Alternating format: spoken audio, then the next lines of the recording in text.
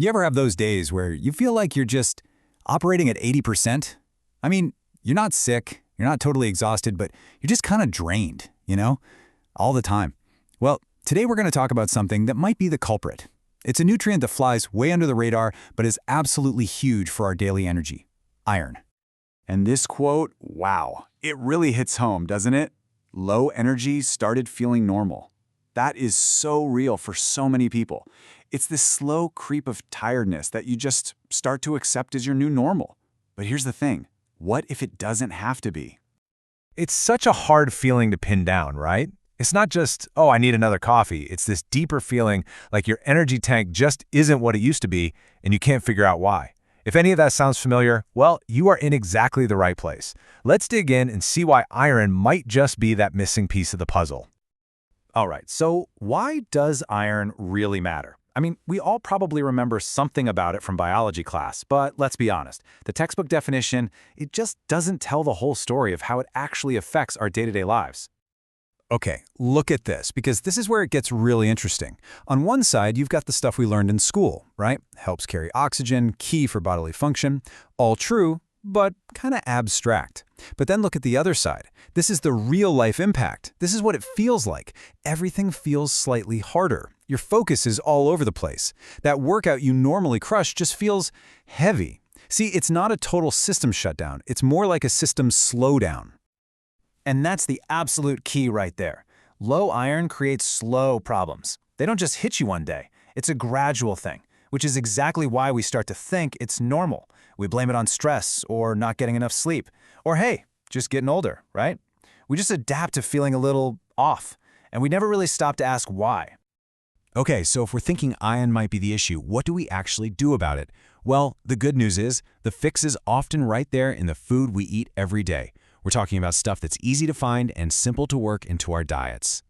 And here's the main idea, really. The key is consistency, not rarity. You don't have to go searching for some expensive, exotic superfood. Nope. What really moves the needle is just consistently eating common iron-rich foods. So let's take a look at what those are. All right, these are your heavy hitters, your reliable, consistent sources. We're talking spinach and leafy greens, so easy to just toss into whatever you're making. Then you've got lentils and legumes, which are super affordable, they fill you up, and they're just a great foundation. And of course, eggs, a super practical way to get both iron and protein. These are the basics you can really build on. And then you've got your supporting players. Think of things like dates and raisins, perfect for that afternoon energy dip when you need something quick. For vegetarians, paneer and tofu are fantastic, especially when you mix them in with lots of veggies. And yeah, red meat is a powerhouse source of iron for sure, but, and this is a big but, moderation is absolutely key. Okay, but here's where it gets a little more complex. Just eating these foods, well, that's only half the battle.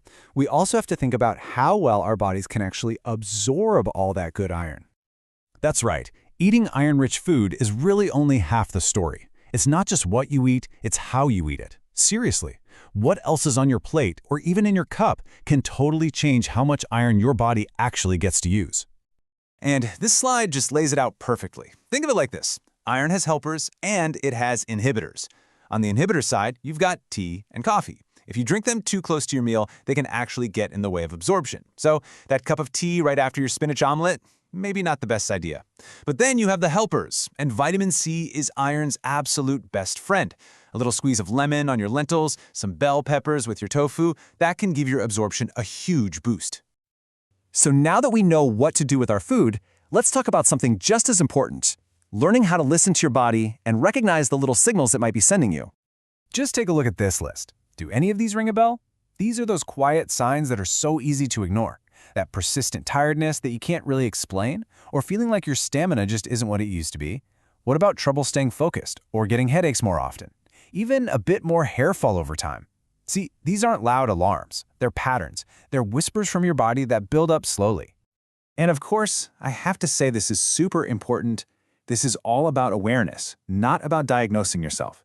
If these signs are sticking around and you're really noticing a pattern, please, testing is so much better than guessing. Talk to a healthcare professional. Your health is way too important for guesswork. So, as we start to pull all this together, what's the real goal? What are we aiming for? Well, it's not about finding some kind of magic pill for endless energy. It's about something way more grounded and sustainable. I just love this quote. Iron is not a miracle nutrient, it provides balance. It just sets the expectation perfectly, you know?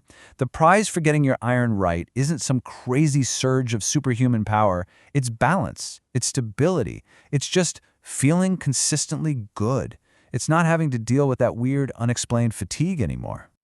So really, it all boils down to this simple path. Step 1 is just recognizing that feeling tired all the time, that's not something you just have to put up with. Step 2 is bringing in those consistent, everyday iron sources. Step 3, pay attention to those helpers and inhibitors to make it count. And finally, step 4, just listen to your body and notice the patterns. So I'll just leave you with this final question to think about. What's one small, consistent choice you could make that might bring you a little more stability? Maybe it's just tossing spinach in your eggs tomorrow, or waiting an hour for that morning coffee, or squeezing some lemon over your food. It's those little, steady choices that really build up over time. So, what will yours be?